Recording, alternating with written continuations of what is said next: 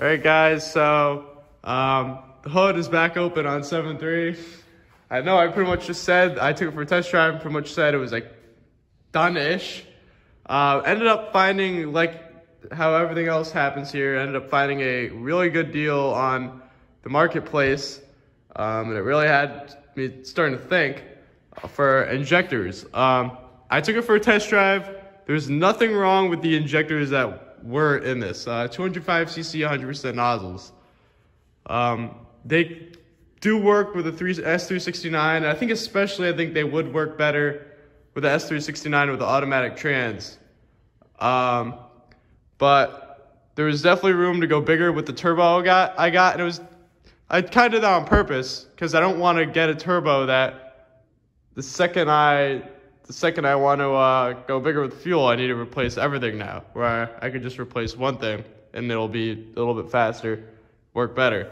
So I ended up finding a deal on 250cc, 200% nozzle injectors. The ones I took out are 205cc, 100% nozzle. So the 250 200s are going to be a perfect match for the 369, pretty much maxing out the 369 at this point, which is what I want. And I think it'll work a lot better with the manual trans shifting gears. It'll spool a lot quicker than what it was. And again, I could have driven it with the 205s and had a ton of fun how it was. I'm just saying this is a little bit better. We're also going to be pushing more power. Actually, a good bit more power at this point. So I'll show you where I'm at. What I did today took me about 2 hours to see where it's at. Making sure the flash is on. I got the valve covers off on both sides. Under valve cover harness, that's a lot to say, tongue twister. And everything else off. The intercooler pipes I got off. Those weren't too hard.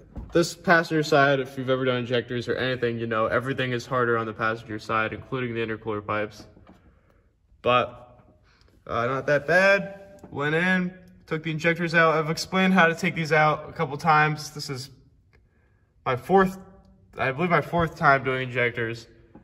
But not that bad. I took the retaining bolt out, slide the collar up, and then you pry it out with a little pry bar or something. I use that. It's actually a chisel, but it works really well to pry it out. It's not too big, you know, but I'll take you guys down. Here they are. These are our full force diesel, 205cc, 100% nozzle injectors. Yes, I did just put new O-rings on them. That's why they look pretty fresh. All the copper washers came out with them. That's another important thing to check. Make sure your copper washers come out and they're not sitting on the bottom of the injector cups. But they came out all right. I'll show you driver's side. Looking good. The turbo is looking really good, but again, everything's looking good. Nothing has changed since the test drive or since the last time I popped the valve covers. Nothing weird has changed. So that's good. This is the only reason this isn't pushed to the side because we have this wire connected. It's a long story. I bought the truck like that, and I don't want to mess with it because I'm not sure what went on when that happened. So I'm leaving that how it is and working around it. But the next clip I'll show you. I'm actually waiting for these injectors in the mail right now. I'll be putting in the 250 200s, and I'm really excited to see the difference that it makes, and yeah. So I'll keep you guys updated. So these injectors, the plan right now is, which was part of the whole thinking process of getting the different injectors, is I want to put these in the red truck that we that you just saw the reveal video of. I want to put these in that with, for now, the stock turbo that it has, because believe it or not, I have run these with a stock turbo in my first ever setup in the black truck. It's gone through a million different setups at this point. But I did run these with a stock turbo, and they work great, and it is quite the difference when you put these in. So that's gonna be fun, and I actually believe I already have a tune that'll work perfectly for the red truck that I had for the black truck when I did that same exact setup. So that's the plan. A lot of things are changing here, and you'll see a lot of videos of doing all this, but in the long run, these should be going in the red truck, and this truck will have 250, 200s with a S369, so that's a package that should be making, we'll see when it goes on a dyno, but 560, 600 horsepower. Definitely with those injectors, so stay updated. All right, guys, so I also, excuse the noise, but I also just took PCM out because obviously if I'm going bigger injectors, I'm gonna have to go with I'm gonna have to get new tunes for those injectors. So I took my Hydra chip out. The cool thing about the Hydra is, well, there's actually a way, if you drilled a hole in the back of this case here, you would be able to run a little micro USB wire, maybe just like zip tie it up here, so that whenever you want, you could bring like your laptop in, plug in your laptop, and download a new tune file without taking it out of the PCM. But anyways, I didn't want to drill a hole. I don't have a laptop, and there's no Wi-Fi in the garage I'm in, so there's no point of doing that in the first place because I'd never have internet to do it. But I took it out. But still, another cool factor of the Hydra is that I could bring it home after I receive my new tune from Jelly-Built. I'll basically plug the chip into my computer and download the file, then bring it back here, put it back into the PCM, and install it all again. So that's cool, because if I had a TS, I would have to send the chip physically out. I'd have to send it out to him to get it built, but with the Hydra, they just send a file to you and you can download it right on there. So that's a one cool little tip about the Hydra. Another reason why you should spend a little bit more to get that. So I also took the glow plugs out today, so in case I know you guys would be asking me about it. Took the glow plugs out. They're right in there. Next step is I'm gonna put the new injectors in. Hopefully I'll be getting them tomorrow. And I'll have to spin the crank without the glow plugs in to get all that oil out of the cylinders. So.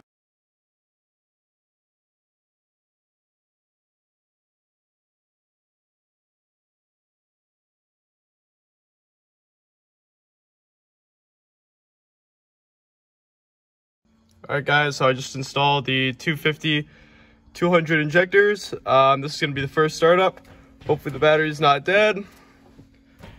We're gonna give her a shot. It's gonna take a few cranks, but we'll see how it goes. The battery's completely dead, so I'm gonna hook it up to the hot box and get back to it. Cycle number 2.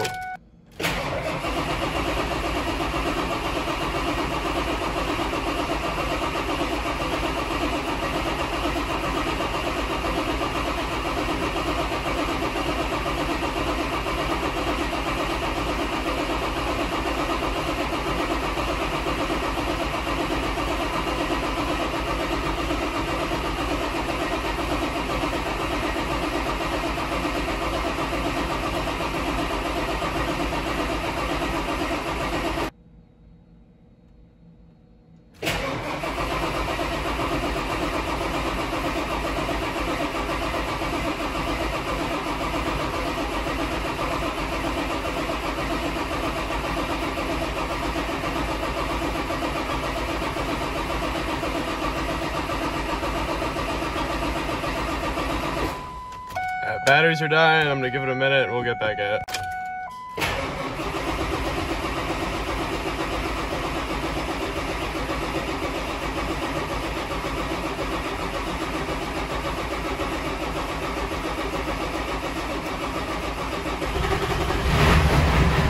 There she goes. Always tries to fool you.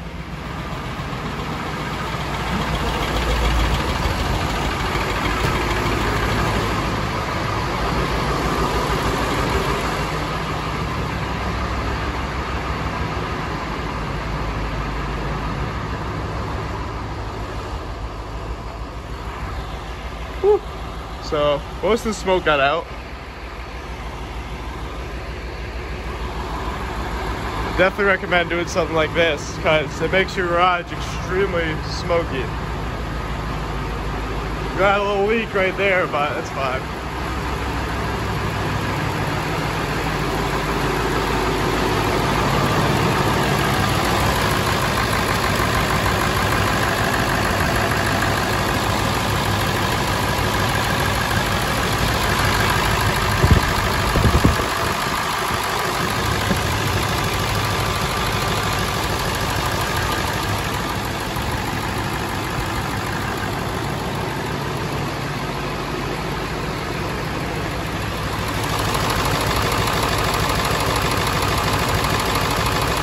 So I would like to explain a couple things after you saw those clips of it, and you saw how many cranks it took to start. And obviously I would like to mention right off the bat, yes, these batteries were super, super weak when I was cranking it. I'm aware how weak they were. They were pretty much dead. I had a charger on it, and you saw at the end, like, they were pretty much dead again, and it just had enough to crank over. It may have gone a little bit faster if I had, obviously, you know, fully charged batteries. Not that much faster though. That's typically how many cranks it takes to get these things started. And don't be afraid to do, I think I've read 30-second cranks are okay. And then obviously take another like minute break, let that starter cool down, another 30-second crank. It'll take usually 3 to 4 of those, and the thing will start up as you saw. So definitely it always tries to trick you that it's not going to start. And don't be scared by that. It's probably going to start. Now, obviously, if you're cranking over 10 times or 20 times, who knows? I'd definitely start to look at some of your sensors. Your ICP is a big thing. If your ICP is no good, or if you simply, if your ICP is no good, it might not start. If your IPR is not good, it also might not start. Funny thing is, when I first put this engine in, the engine did not have IPR on it, and I was cranking. Looked at the IPR to see if anything was wrong with it. Funny enough, it wasn't there. So yeah, I bought this engine. That's why I didn't know it wasn't. Long story, but the sensor wasn't there. A piece of it was on, but the whole sensor was not there, which is why it wouldn't start. So definitely start to look at some of those sensors if it's not starting. Another thing is, if it doesn't start, if it's just cranking. It's funny, but if you don't have enough oil in it, it's not going to start. These high pressure oil pumps and the way the whole HEUI injection system works, high pressure oil, you need to have a certain amount of oil in the truck for it to sense it and send that through all the sensors and allow the truck to start. If you don't have enough oil, it's simply not going to start. So a couple of tips for you to understand. I've done these injectors a couple times. And again, I would like to stress, because I know you guys are super, super picky about everything. I've seen this as common on many channels. People just love, the keyboard warriors love to give their insight on things, but just want to make that very clear for you guys in case you thought for some reason I thought that I had charged batteries. Anyways, finally got the thing started. It's obviously got a ton of air in it. Only way to get air out of these things is to take them for test drives. You will not get all the air out of it by letting it idle. It simply will not work. So yeah, obviously when you first start it, and even your first test drive, there's gonna be a ton of white smoke of unburnt fuel. That's fine, there's nothing wrong with that. Eventually it'll go away once all the air is out and, you know, this injectors are settled in. A little tip, because we've smoked out this garage many times, and I mean smoked out from doing injectors, because when you first start it, run some of this. This is like heat vent tube, got from Home Depot. And it's nice because it could just, you know, it goes anywhere. Hook it to the tailpipe, and we've run it all the way out the garage. So that really helps. There's still some cracks and, you know, leaks between the tape that gets in here, but other than that, really not that bad. So, yeah, guys. Hey, guys, so got the 250-200 injectors in. I figured I'd record a little test drive video for you guys. I can't really do anything crazy unless I have someone in the truck with me, which I really don't have time to figure out and do right now. So I've got it in fourth gear now. I'll just show you guys, you know, what it does in fourth. Yeah, obviously isn't gonna go fast in fourth, but the response. So I'm going about 50 at about 2,000 RPMs with it.